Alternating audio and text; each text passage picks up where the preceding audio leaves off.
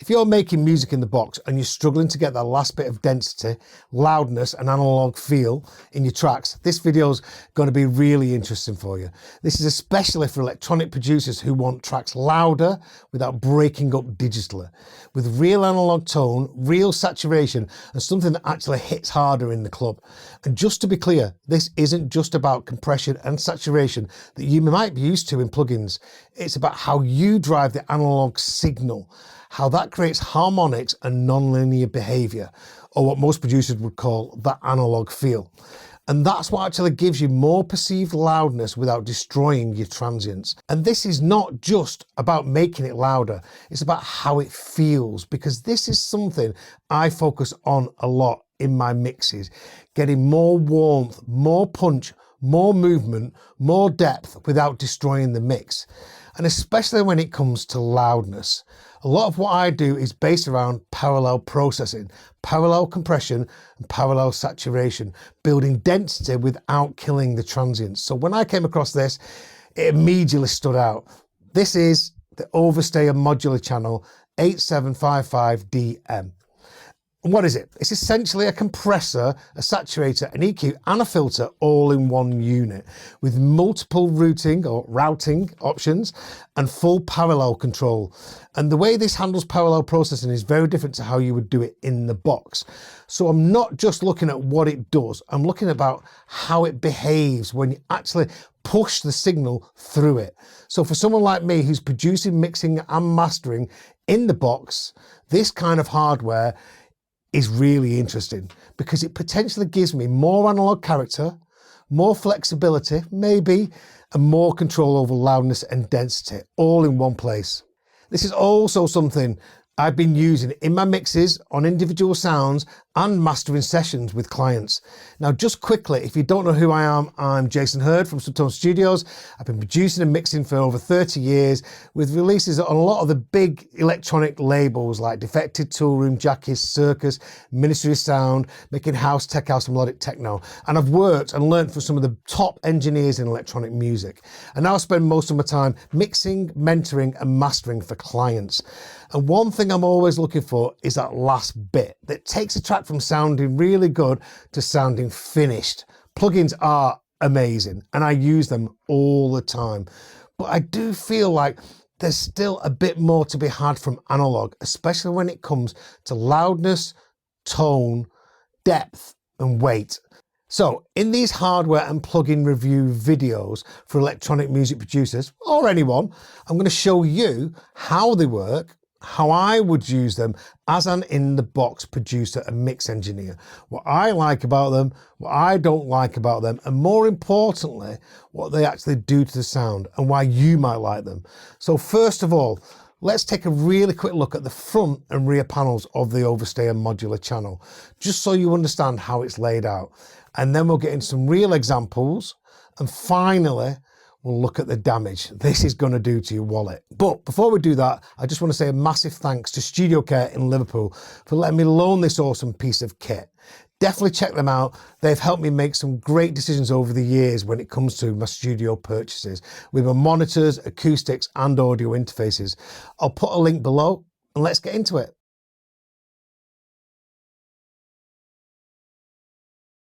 Okay, before we go any further, let's just quickly look at the back, because this is actually really important, especially for how this unit sounds. Around the back, you've got two main line inputs, line 1 and line 2. Now, this is the key difference. Line 1 is your cleaner input. So if you want something more transparent, more controlled, this is the one to use. I generally use this if I'm using this on the mix bus. Line 2 on the other hand is a different beast. It's the more coloured pathway or transformer. So this is where you start getting more harmonics, more colour and more of the analog character, which is why we're using this box. But it can be a bit too much for the mix bus in my opinion. It's amazing for individual sounds and is what a lot of people use this for because of how extreme it can go. So straight away you've got a choice, clean or driven. And that decision changes everything before you've even touched the control on the front. There's also an instrument input, a mic input with phantom power, which means you can run pretty much anything through this, not just mixes. There's an insert sender return, which sits after the compressor and before the drive. So if you want to patch in external gear, you can do that there. There's also an external sidechain input for the compressor, which gives you even more flexibility along with CV inputs. So even just from the back, you can see this isn't a simple processor. It's a really flexible piece of kit that can be used for so many things. So now that makes sense, let's move to the front and look how it's laid out. Okay, starting from the left, the first section is the input stage.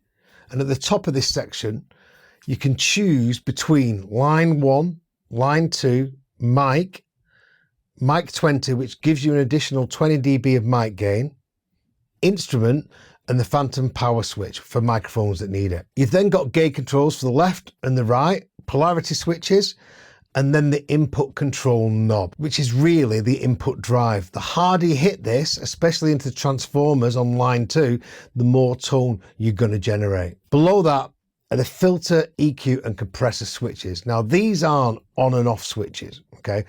They're deciding how those stages are routed through the circuit. Okay, so when they're switched up, they shape what goes into the saturation parallel path. Okay, when they're switched down towards the circuit, they're no longer feeding that saturation path and instead exist in their own feeds in the parallel sections. Okay, it's a really important concept to note with this unit. Next, we have the bandwidth control or filter section. There's a line to pre-switch, okay, which routes the line signal through the preamp stage so you can drive it harder before it hits the rest of the processing. Get even more harmonics out of this box. You have a high pass and a low pass with peak controls above, which act as resonance.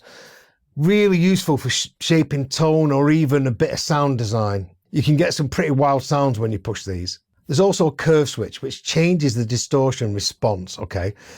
With the switch to the right, which is on, the low end stays more solid, which is what I generally use on the mix bus. With the switch to the left, you get a bit more distortion in the low end, okay, which can be more aggressive and sounds great on things like 808s. Anything, you've just got to mess around with this box and find what works for you. Then, into the frequency control or the EQ section, you've got a low shelf with 50, 150 and 300 hertz options with the ability to boost or cut. You've got the high shelf with 5K, 10K and 15K options, again, boost or cut. Then you have presence. Okay, this is a mid-range bell EQ with frequency selection on top and level control at the bottom. So this becomes your main tone shaping section. But importantly, this can shape what goes into compression and saturation depending on how you've routed it before in the circuit. Under bass control, you've got the power light so you can see if the unit's switched on. Then across under the treble control, you've got your system light, which shows when the modular channel is engaged in the signal path, okay? To the right of that, you've got the engaged switch itself, which brings the modular channel in and out of the signal path, so you can quickly A/B between processed and unprocessed signals, which is amazing. To the upper left, you've got the saturation lights. These show how hard you're hitting the saturation stage. And on the right hand side, you've got the compression lights, which show how much compression you're doing. This can be really helpful because this can be really aggressive and quite grabby as a compressor. Next is the amplitude control or the compressor section. You've got the threshold knob and the attack and release switches. Each have 3 settings for attack and release: fast, medium and slow. They're pretty good. I wouldn't say right for the mixed bug compression at all, but they are really good for parallel. And the key control is behavior, which changes how the compression reacts. So from more punchy to more smooth and controlled. So it's more about feel than just ratio. There's RMS mode, which you activate by pulling out the threshold, makeup gain, and a sidechain filter, which helps stop the low end triggering the compressor too much. To activate that, you simply pull out the makeup. There's also the ceiling light, which shows when the limiter or ceiling stage is engaging. Then you have the drive knob, which controls how hard you're pushing into the saturation stages. This is where you can really push into the analog saturation once you've shaped the signal. Then you've got the output section. Okay, this is where you've got the ceiling switch, which activates the limiter or the ceiling stage. I don't use this really on full mixes. I find it's too aggressive, even when gain staged properly. But I do use it on individual sounds. You've also got sidechain pre and post. This controls what signal the compressor reacts to. In pre mode, it reacts to before all the processing you've done. In post mode, it reacts to after the processing. Next is the EQ feed and dry feed switch. Okay. With EQ feed engaged, the dry fader or the knob is outputting the EQ'd signal, okay? With it off, the dry fader is outputting the clean signal. But this doesn't change what's going into the parallel saturation. So if the EQ is routed or routed, if you're American, into saturation earlier, it will still shape the saturation feed regardless of this switch. Underneath that is the output knob. This isn't just volume. Turning this up pushes a circuit harder, so you get more harmonics and more density. And if you level match the signal at 5 and the signal at 8 afterwards, you can really hear the difference, okay? Then you've got the harmonic section. You've got 3 switches. The first one is MAS3, okay? So no harmonics in the down position, second harmonics in the middle position, and third harmonics in the up position. For that warmth, I love this on bass. You've then got a saturation switch, which engages an additional saturation stage, which is really nice and reacts differently depending on how you drive into it. And then you've got the beast, which is hex, which is a more aggressive distortion, great for guitars and leads. You really want that distorted sound on. This section is where you choose that extra color and distortion. And honestly, I don't know any plugins that truly reproduce this kind of non-linearity. And finally, the parallel mixer section. This is where everything comes together. At the top, you've got the dry feed, level, knob, and on-off switch. In the middle, you've got the compressed feed, level, on, off. And below that, at the bottom, you've got the saturation feed, level, on and off, okay? And you can blend them together as you choose. What I always do is isolate a section. For example, the comp feed.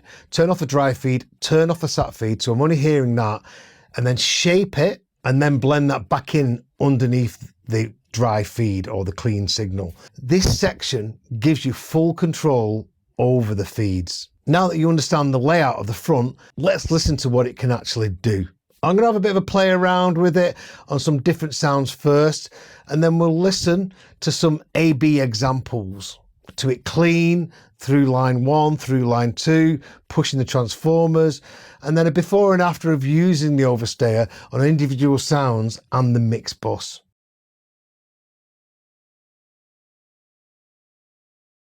Okay, so let's have a look at how this sounds, and I'm going to run through the different sections first of all so you can hear what they sound like individually. So we're going to start off with the filter, the bandwidth control. To make sure you can hear this, it comes out of the dry feed here, so I have to turn off the comp feed and the saturation feed and turn that up full. I also need to make sure that it's on EQ feed, or else you don't hear it, all you hear is the dry signal. So let's have a listen to this.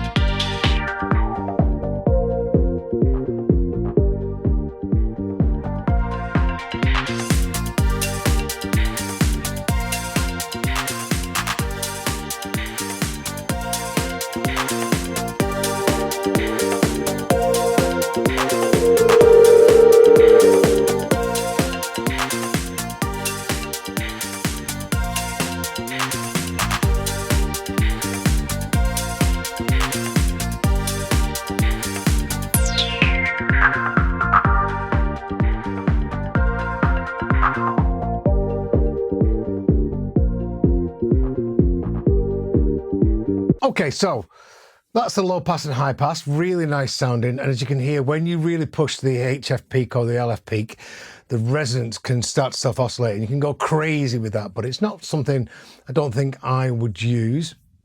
But I would use this just as something like a mutator, as a filter. As you heard what I did then, I've used this before by turning down the low pass with quite a bit of resonance and just filtering the whole track, like, you know, the disco house tracks, which have made a bit of a revival over the past couple of years. So this is a great tool on the whole mix. Or let's just say I want to filter down my drums and my music and my bass. I'll create a group in Ableton and then I'll send that group through this and I'll filter that group from the beginning to the end of the track, and it, you know, like we used to do back in the day. So it's fantastic for that. So just for that on its own, it's a really, really good tool. Next, let's have a look at the EQ.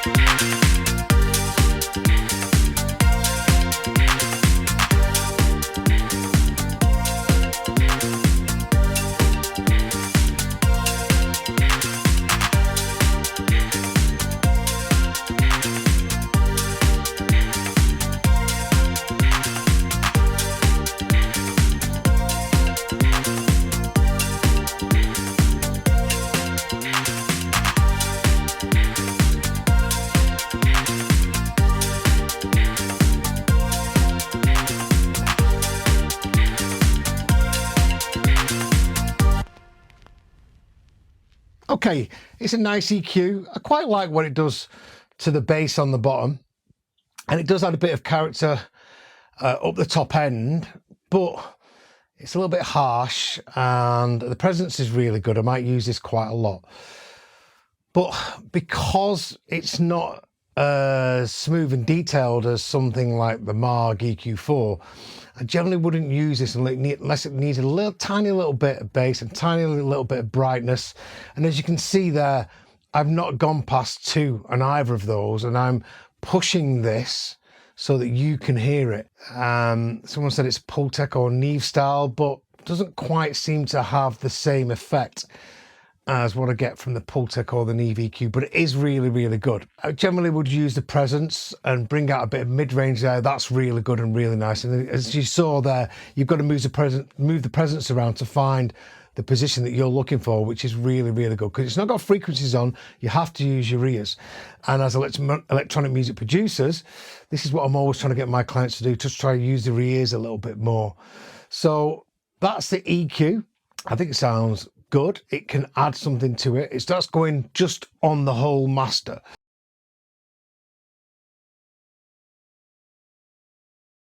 Now let's have a listen to the compressor. So to do that, what I'm going to do is I'm going to turn off the dry feed, turn on the compressor, and turn the volume up full. Now that noise you can hear there is coming from the RC20 in the project, so don't worry about the white noise.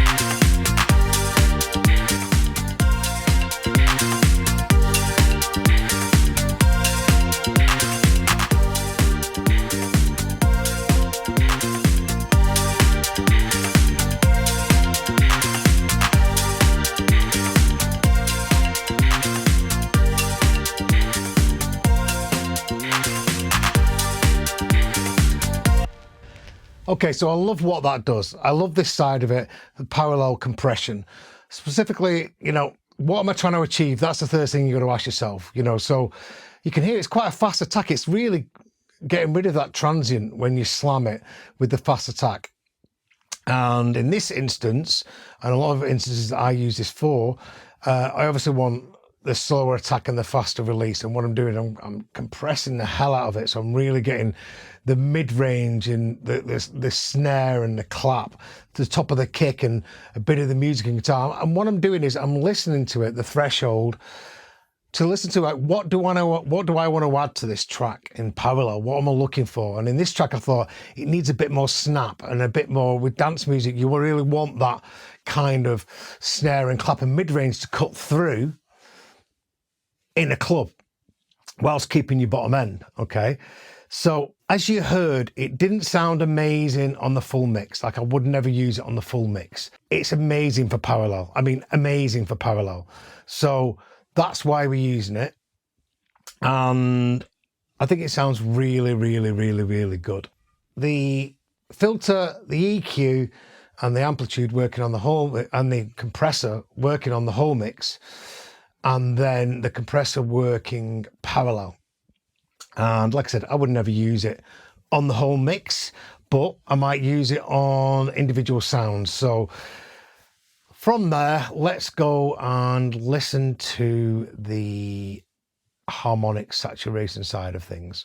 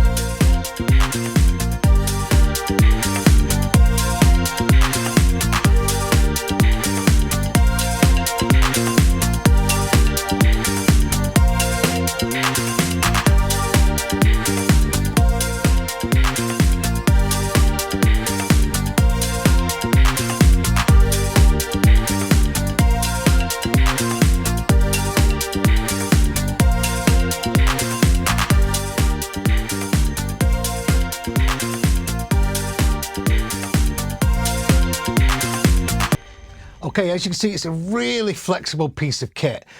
And for me, you know, the EQ can add a little something once you've added parallel compression and parallel saturation for the top end.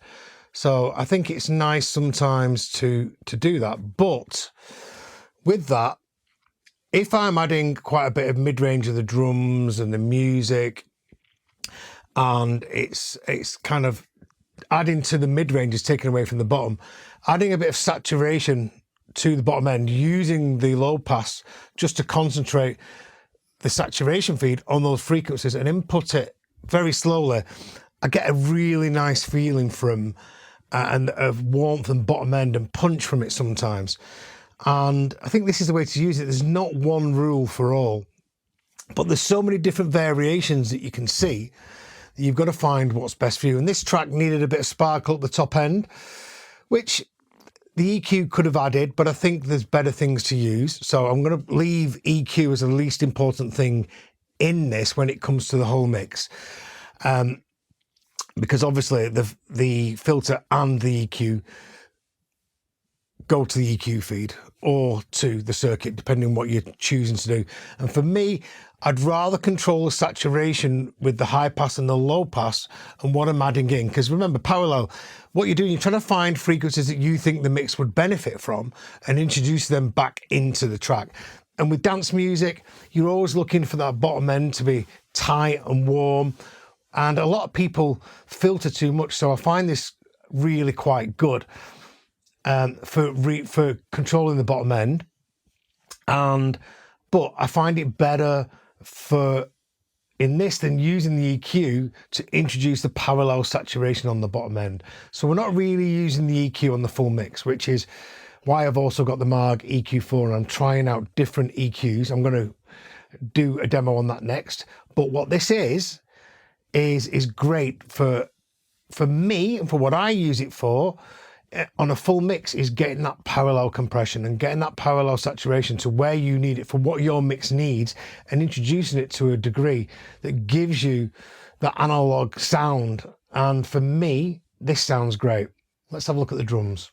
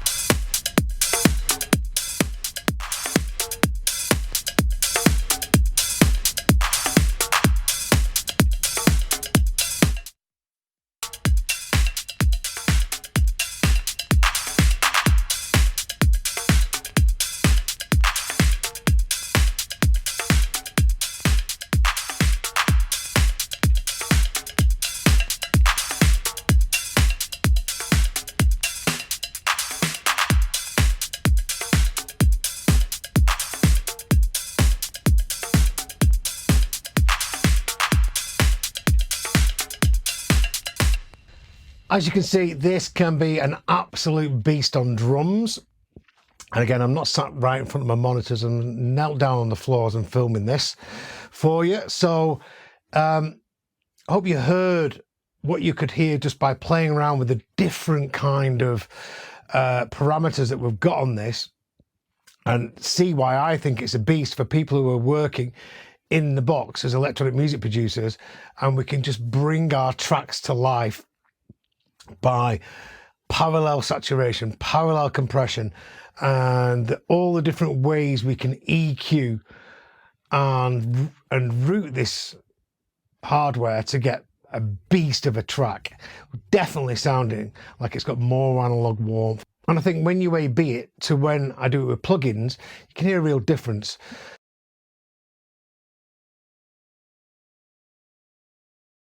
Okay, so let's have a listen to what this sounds like on individual sounds. Now, the difference between the digital copy and line one was most people just wouldn't be able to hear it, and I'm even more on YouTube. So I've only done the kick and the bass where we listen to the digital version via line one, and then for the rest of them we've also got via line two, and I've pushed it in there a little bit, I've driven it, and then we've got process, which is I've done a quick version of how I might use this in different ways on the individual sounds groups and the master bus, and I've inputted it all at -18. I've really pushed the distortion on the 808, and I really like what I did with the piano. I went into the negative on the behavior, pushed it right round, and got a really nice effect on the piano later on. And I was quite surprised by what this did to the vocal. So I isolated the saturation feed to distort the vocal, and I ended up just using the saturation feed, as you do sometimes with everything else. And I loved what it did to the vocal. Like sometimes I might use like a distressor or a rouser, or, you know, a devil lock in parallel on a vocal to bring through, you know, a bit of distortion on the vocal, but bring it forward in the mix. And I loved what this did to the vocal. And yeah, you tell me what you think, and let's have a listen.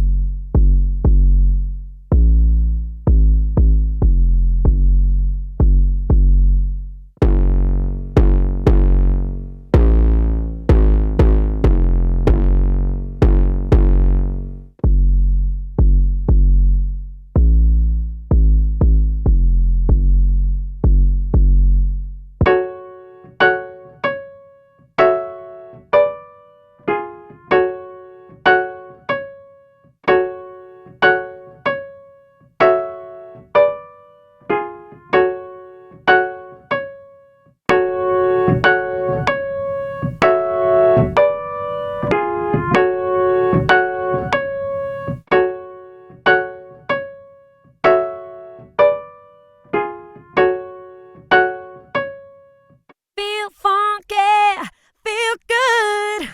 Gonna tell ya I'm in the neighborhood. Feel funky, feel good. Gonna tell ya I'm in the neighborhood. Feel funky, feel good. Gonna tell ya I'm in the neighborhood. Feel funky, feel good. Gonna tell ya I'm in the neighborhood. Okay, some of it's very subtle, some of it is quite extreme, and that's the thing about this. You can really push it to extreme. And if you notice, a lot of time on the EQ, I never went past 2. You know, it's a bit too much most of the time when you're really boosting. I liked how it sounded on the bass. You know, I'm not mad about the top end, it's nice, but I liked how sometimes it added the thump to the bottom of the track at 50 hertz. I love everything about it. It's a really useful piece of kit, and I loved the harmonics on specifically the synths and the tom when you pushed into the box. So yeah, I think it sounds great. Let's have one more look at it, and I'm really going to push the input, because that's what these boxes are about. You know, most analog hardware is the more you push it, the more you can get out of it. Pushing it too hard isn't necessarily a bad thing. So let's have a look at that quickly.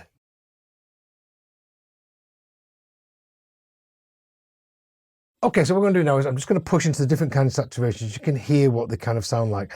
I'm only going to do it on a bass. There's too many options and this video is already too long.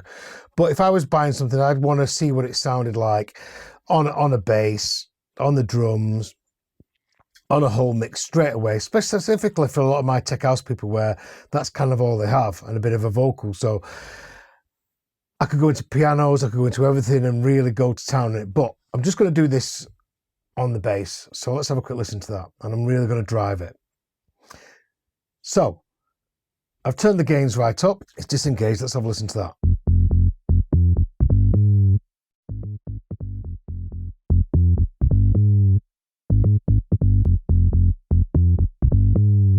Okay, let's listen to this, and then we'll go into second harmonics, third harmonics, the saturation, and the hex distortion.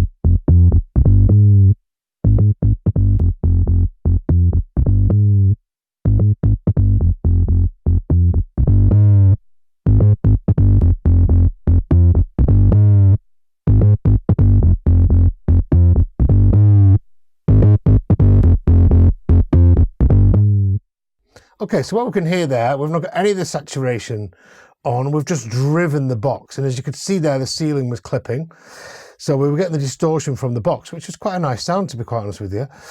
But let's take that back and let's listen to the second harmonics.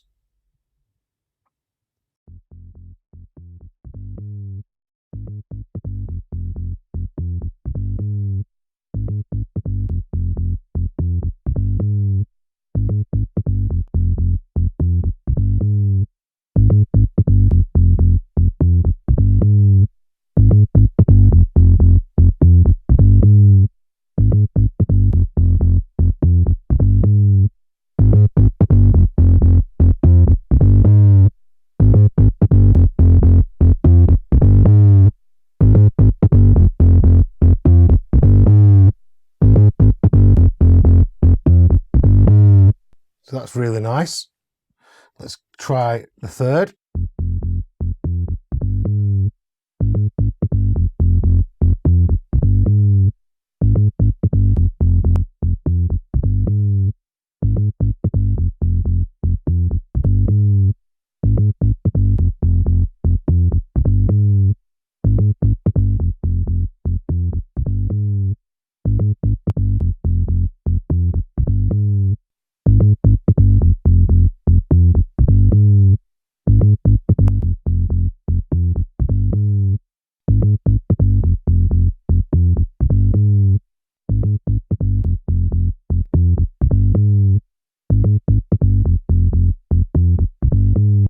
So they're really nice on the bass. And I've just found something out here with the curve. Have a listen to this.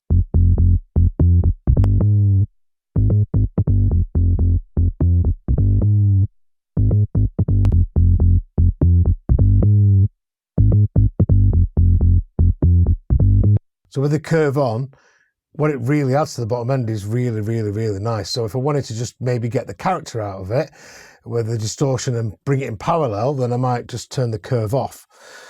But that sounds really nice. And that's the third harmonics. Let's listen to Saturation.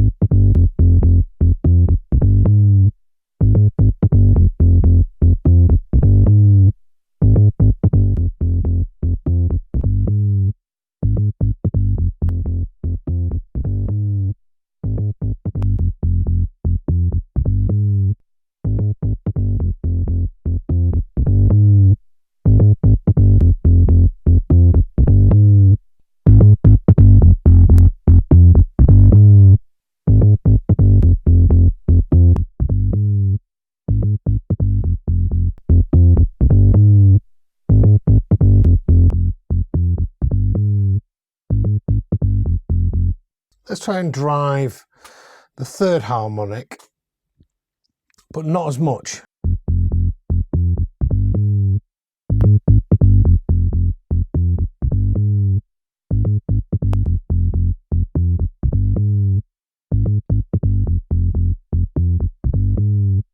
Really like what that's doing to the bass there. That's really, really nice. And again, you've got so many variations from how much, you know, drive you're getting into the transformers and the natural distortion of it to what you're adding here.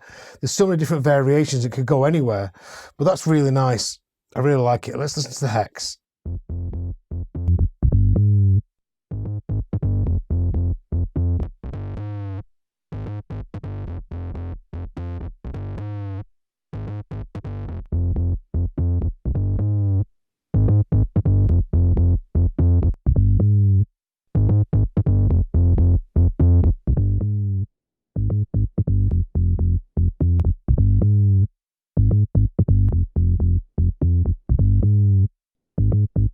So that's adding a bit of density with just a low drive in it, but let's blast into that.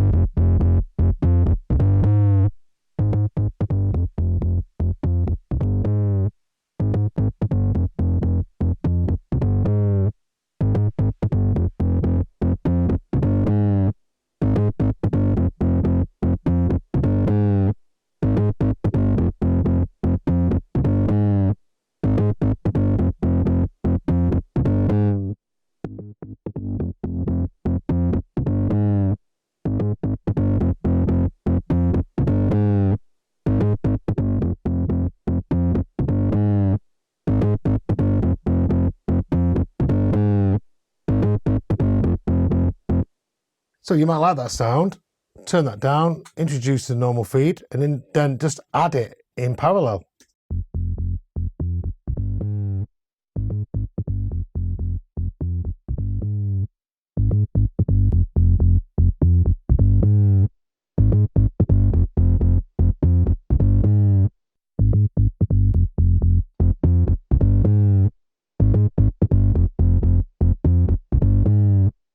And then let's add some third harmonics, see how that sounds.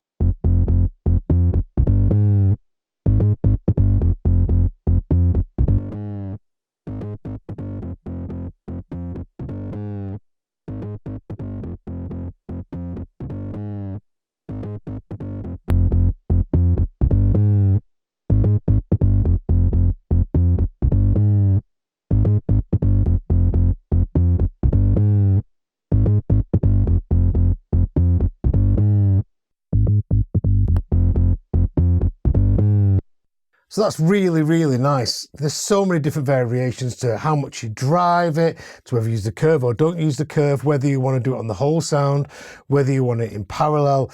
But you've got so much control about what you can do with the high pass, the EQ and the compressor for parallel, that you can just add to your sounds what you're wanting to add, not just do it to the whole sound like you have to do with a lot of pieces of hardware where you can only control the full frequency of everything. So I love this, and I love the sound, and it sounds different on every different sound. So yeah, let's have a look at the damage of this thing.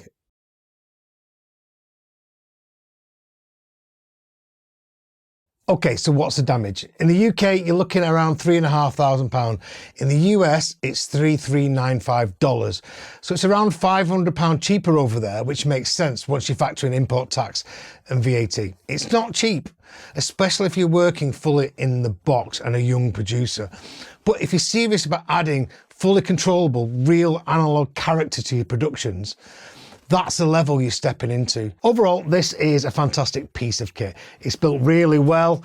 The knobs and switches feel solid, and it's just a pleasure to use. Yeah, it's expensive, but you've got a powerful filter section. You've got a really solid EQ and a compressor that can go from quite controlled to very aggressive very quickly. And the harmonics and saturation, that's where this thing really shines for me, especially if you're trying to get that controlled analog sound into digital productions. You can go from subtle density and colour to full-on distortion, as we saw, and everything in between. For me, this is primarily a colour box and a parallel processing machine. And in electronic music, that's a massive part of what I do. I'm always chasing loudness, I'm always shaping transients, and a lot of people are trying to move away from that overlaid digital sound, and this gives you real control over that. Now, it's not perfect. For me, it can be a bit too aggressive and not quite detailed enough, as we saw with the compressor on the master, to rely on as a full mix bus processor most of the time. I'm still looking for a dedicated compressor and EQ for that final stage, but for shaping sounds in parallel, this is where it really stands out. Drums, bass, synths. This thing can really bring them forward and add weight and character. I also love using this as an instrument, running audio through the filters and recording the automation live, like we used to do with the old filters back in the day. It does need a bit of respect because it can get out of hand very quickly. But once you learn it, there's a huge amount of flexibility in here. So if you're an in-the-box producer and you want one piece of hardware that gives you real control over saturation, compression, and tone, this is a serious option. I don't know of anything else. Let me know in the comments if you do. For me, it's a yes. I'll definitely be adding it to my arsenal. I've already got clients asking me to run their drums, bass, and full mixes through it during my attended mixdowns and masters, which I generally do over Zoom. So if you want your tracks finished to a release ready level, you can book in by emailing info@subtonemusicacademy.com, running your sounds through these things and getting that more analog sound, or hit the link in the description. Let me know what you think in the comments, and if there's anything you want me to test next, let me know. Next up, I'll be looking at the Maag EQ4M and comparing it to the plugin. That one's definitely going to be a shorter video and a bit more direct, so stay tuned. And thank you for watching.